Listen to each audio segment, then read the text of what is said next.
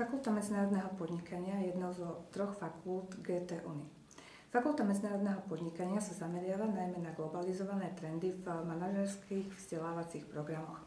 Jedným z nosných programov sú bakalárske, ale aj magisterské vzdelávacie programy práve v medzinárodnom podnikaní.